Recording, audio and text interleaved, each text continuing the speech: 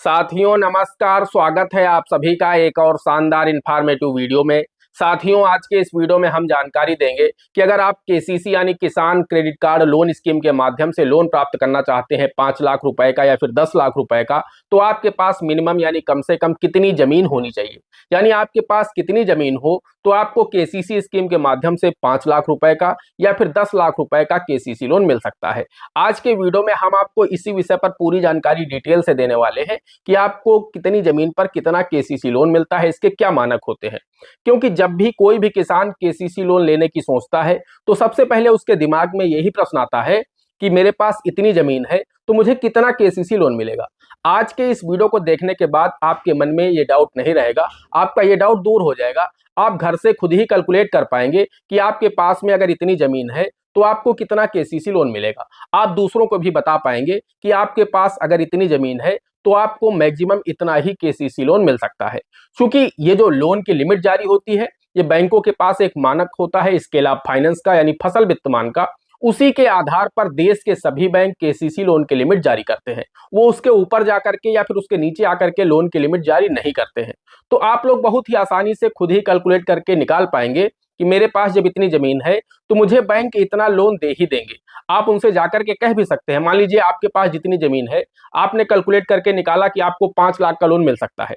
आप शाखा प्रबंधक के पास गए, उन्होंने आपसे कहा कि हम आपको 3 लाख का केसीसी लोन देंगे।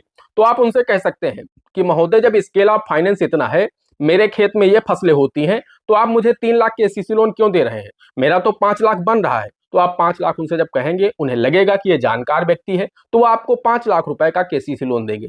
तो कुल मिलाकर के आज की वीडियो में आपके सभी डाउट दूर होने वाले हैं। आपको पता चलने वाला है किस आधार पर केसीसी की लिमिट तय होती है, क्या मानक होते हैं, कितना मिनिमम मिल सकता है, कितना मैक्सिमम मिल सकता है। सब कुछ हम आपको एक एक पॉइंट बहुत ही बारीकी से समझाने वाले हैं, बहुत ही आसान भाषा में। बस आप लोगों से एक छोटी सी रिक्वेस्ट है, वीडियो पसंद आ जाए एक लाइक कर देना। चैनल पर नए हैं, पहली बार आए हैं, इसी तरह के वीडियो आगे भी देखना चाहते हैं तो हमारे इस channel A to Z banking information को सब्सक्राइब करके साथ में बेल आइकन को जरूर प्रेस कर लीजिएगा, ताकि जैसे हम इस तरह का कोई भी दूसरा वीडियो अपलोड करें तो उसका नोटिफिकेशन आपको सबसे पहले मिले। चलिए शुरू कर लेते हैं।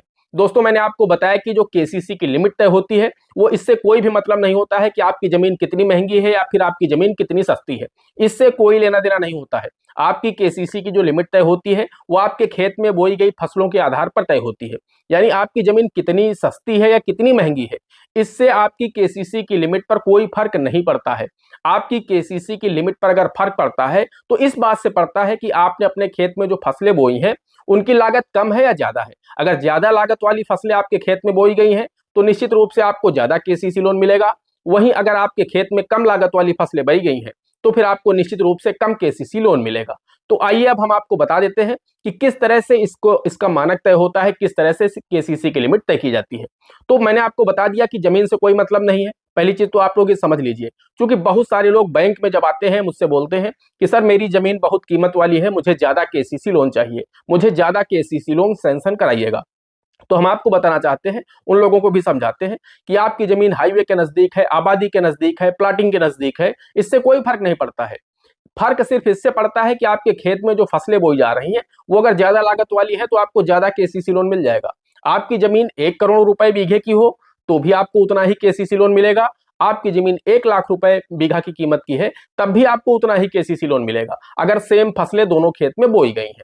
तो आइए अब एक उदाहरण के माध्यम से समझते हैं। क्योंकि अगर हम एक उदाहरण के माध्यम से समझेंगे तो आपके मन में एक एक चीज साफ हो जाएगी, आपको अच्छी तरह से समझ में आ जाएगा कि केसीसी की लिमिट तय कैसे होती है। और 5 लाख रुपए का अगर आपको लोन चाहिए केसीसी का तो कितनी जमीन होनी चाहिए, और 10 लाख का चाहिए तो कितनी जमीन होनी चाहिए। अब दोस्तों हम आप बात करते हैं, यहाँ पर उदाहरण के लिए कोई एक डिस्ट्रिक्ट लेते हैं, यानी मैं उत्तर प्रदेश का एक कन्नौज जिला ले लेता हूँ। वहां पर अगर हम बात करें कि वहां का जो किसान है उसके पास में 1 हेक्टेयर जमीन है। 1 हेक्टेयर माने 4 बीघे। मैं जो बीघा की इकाई बोल रहा हूँ ये बदलती रहती है, किसी जिले में या किसी प्रदेश में कुछ कम बिस्वे की होती है, कहीं ज्यादा की होती है, तो इसको आप लोग गौर कीजिएगा। मैं इसीलिए हेक्टेयर में बात कर रहा हूँ। यहाँ पर जो 4 बीघे हैं वो 1 हेक्टेयर के बराबर होते हैं, यानी 1 हेक्टेयर का 1/4 भाग 1 बीघा होता है। मेरे यहाँ 1 हेक्टेयर में 4 बीघे होते हैं।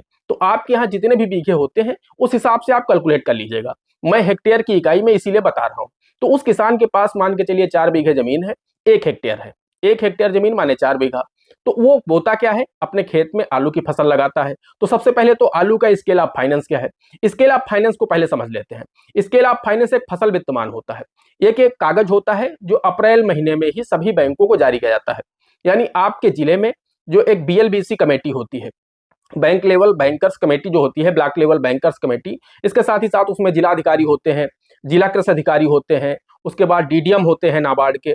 इसके इसी तरह के जो भी उस बैंक का जो भी LDMO होता है, उस जिले में जो भी लीड बैंक होता है उसका LDMO होता है, ये सभी लोग बैठ करके एक खाका तैयार करते हैं कि इस जिले में जो भी फसलें होती हैं इस वर्ष उनकी क्या लागत रहने वाली है, और ये प्रति वर्ष घटता बढ़ता रहता है। मान के चलिए अगर इस वर्ष आलू की लागत प्रति हेक्टेयर 68,000 है, तो हो सकता है अगले वर्ष का जो स्केल ऑफ फाइनेंस है उसमें जो गेहूं की लागत है या आलू की लागत है वो बढ़ जाएगी। यानी अगर इस वर्ष गेहूं की लागत 68,000 रुपए है प्रति हेक्टेयर, तो हो सकता है अगले वर्ष 75,000 प्रति हेक्टेयर हो सकती है, या फिर 67,000 या 66,000 या 65,000 रुपए प्रति हेक्टेयर भी हो सकती है। तो ये 4-6 हजार रुपए ऊपर नीचे प्रतिवर्ष होता रहता है। तो इसलिए अब यहाँ पर स्केल ऑफ फाइनेंस ये होता है और ये सभी बैंकों को भेजा जाता है। यानी ये पूरे देश में एक नया स्केल ऑफ फाइनेंस तैयार किया जाता है, और ये हर जनपद का अलग अलग होता है। ऐसा नहीं है कि अगर किसी कन्नौज जिले में मान के चलिए आलू की लागत 1,61,000 रुपए प्रति हेक्टेयर है, तो जरूरी नहीं कि लखनऊ जनपद में भी 1,61,000 रुपए प्रति हेक्टेयर होगी। हो सकता है लखनऊ जनपद में 10,000 कम हो या 10,000 ज्यादा हो। वो भौगोलिक स्थिति पर निर्भर करता है कि उस जनपद की भौगोलिक स्थिति क्या है, उसी के आधार पर फसलों की लागत आती है। तो मान के चलिए कि जो कन्नौज जिले का इस वर्ष का स्केल ऑफ फाइनेंस है 25-26 के लिए, जो कि बैंक की तरफ से जारी किया गया है। अब इस पूरे कन्नौज जनपद में जितने भी बैंक है, चाहे वो नेशनलाइज्ड बैंक हो या RRB हो, सभी को इसी स्केल ऑफ फाइनेंस पर ही KCC लोन वितरित करना है। तो अब सभी बैंकों को भेज दिया गया है। तो सभी बैंकों के पास एक नया स्केल ऑफ फाइनेंस है, उसमें लिखा है प्रति हेक्टेयर आलू की लागत 1,61,000 रुपए, प्रति हेक्टेयर धान की लागत 67,000 रुपए, प्रति हेक्टेयर टमाटर की लागत 85,000 रुपए। अब मान के चलिए ये जो किसान है जिसके पास 1 हेक्टेयर जमीन है, ये तीनों फसलें अपने खेत में बोता है। रबी सीजन में आलू लगाता है, खरीफ सीजन में धान की खेती करता है, और जो जायद का सीजन आता है उसमें टमाटर की खेती करता है। KCC लोन का आवेदन करते समय आप बैंक में जो खसरा देते हैं उसमें फसल चक्र लिखा होता है। यानी जो खसरा होता है बहुत ही महत्वपूर्ण दस्तावेज होता है, उसमें लिखी होती है कि आप कौन कौन सी फसलें अपने खेत में बोते हैं। उसी के आधार पर बैंक KCC की लिमिट तय करता है। अगर आपके खसरे में आलू नहीं लिखी होगी तो फिर आलू का जो भी स्केल ऑफ फाइनेंस है वो आपको नहीं मिलेगा। तो आपके खसरे में आलू, धान, टमाटर ये फसलें लिखी होंगी तभी बैंक आपको 3 फसलों का KCC लोन देगा। तो मैंने बताया कि 1 हेक्टेयर जमीन है, आलू की लागत 1,61,000 प्रति हेक्टेयर है, धान की 67,000 है और टमाटर की 85,000 प्रति हेक्टेयर है। उसके पास 1 हेक्टेयर जमीन है। तो इन तीनों को अगर हम जोड़ देते हैं तो लगभग 3,13,000 रुपए हो जाते हैं। अब 3,13,000 में आपको 10% मिलता है घरेलू उपभोग के लिए, और 20% आपको एक्स्ट्रा मिलता है कि फसलों के भंडारण के लिए, रख रखाव के लिए। तो 30% अमाउंट आपको और मिलता है। तो 3,13,000 का 30% और निकालेंगे तो 31,000 प्लस 20% यानी 62,000 ये हो जाएगा। और इसके साथ ही साथ 6,000 रुपए आपको यानी 2% आपको मिल जाता है इंश्योरेंस का पैसा, जो PMFBY का चार्ज करता है आपके खाते से, वो भी पैसा आपको मिल जाता है। तो कुल मिलाकर के लगभग 4,10,12,000 रुपए हो जाता है। तो पहले साल जिस किसान के पास 1 हेक्टेयर जमीन है, अगर वो ये 3 फसलें अपने खेत में बोता है तो उसे लगभग 4,12,13,000 रुपए मिल जाएगा पहले साल। अब आप सभी को पता है सेकेंड ईयर 10% लिमिट इंक्रीज होगी, तो लगभग 4,50,55,000 हो जाएगा। उसके बाद थर्ड ईयर ये 5 लाख को क्रॉस कर जाएगा, फिर फोर्थ ईयर 5.5 लाख हो जाएगा, और फाइनल ईयर यानी जो 5वें साल, KCC लोन 5 साल के लिए दिया जाता है, तो फाइनल ईयर की जो लिमिट होगी वो लगभग 6,16,000 रुपए के आसपास आपकी बनेगी जाकर। तो कुल मिलाकर के आपका जो 1 हेक्टेयर जमीन वाले किसान को पहले साल 4 लाख रुपए लगभग मिल जाएगा, 5वें साल लगभग 6 लाख रुपए अपने KCC खाते से निकाल पाएगा। अब हम बात कर लेते हैं कि अगर उसे 10 लाख रुपए चाहिए तो यहाँ पर उसके पास 2.5 हेक्टेयर जमीन होनी चाहिए, यानी 2.5 हेक्टेयर जमीन उसके पास अगर है तो उसे पहले साल ही 10 लाख रुपए KCC लोन मिल जाएगा। वही अगर उसे 5वें साल चाहिए तो फिर 2 हेक्टेयर जमीन भी होगी तो भी वो आसानी से 10-11 लाख रुपए निकाल पाएगा 5वें साल में। तो दोस्तों इस तरह से आप लोग निकाल सकते हैं।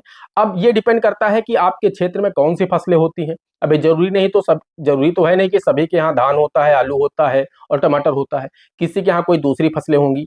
तो आप ये चीज देखिएगा, आपके क्षेत्र में जो भी ज्यादा लागत वाली फसलें हों, अगर वो आपके खसरे में लिखी होंगी तो आपको KCC लोन ज्यादा मिलेगा। बाकी आप लोग इसी तरह से कैलकुलेट करके निकाल सकते हैं। हर जिले का एक नया अलग एक स्केल ऑफ फाइनेंस यानी फसल वित्तमान होता है, जब आप उससे निकालेंगे तो उसमें सरकारी लागत लिखी होती है कि इस वर्ष इस जिले में इन फसलों की क्या सरकारी लागत है। उसी के आधार से आप निकाल सकते हैं कि आपको मैक्सिमम कितना केसीसी लोन 1 बीघा जमीन पर मिल सकता है। तो अगर हम कन्नौज जिले के किसान की बात करें जिसके पास 1 बीघा जमीन है, उसको पहले साल 1 लाख रुपए मिल सकता है केसीसी के माध्यम से। वहीं फाइनल ईयर वो 1.5 लाख रुपए निकाल सकता है अपने केसीसी लोन के माध्यम से, जब वो ये 3 फसलें अपने खेत में बोता हो। तो दोस्तों आशा करते हैं आपको वीडियो पसंद आया होगा। आप एक एक बात समझ पाए होंगे, किस तरह से केसीसी लोन सैंक्शन होता है, किस तरह से लिमिट जारी होती है। सब कुछ मैंने बहुत ही आसानी से समझाने की कोशिश की है, बहुत ही आसान भाषा में समझाने की कोशिश की है। फिर भी अगर आपके मन में कोई डाउट रह गया है, कोई क्वेरी रह गई है, तो आप लोग हमें कमेंट करिए, इंस्टाग्राम पर हमें डीएम करिए। हम आप सभी के कमेंट का रिप्लाई करने की पूरी कोशिश करेंगे। दोस्तों आज के वीडियो में इतना ही, मिलते हैं अगले वीडियो में किसी अगले इंटरेस्टिंग टॉपिक के साथ। तब तक के लिए जय हिंद, जय भारत।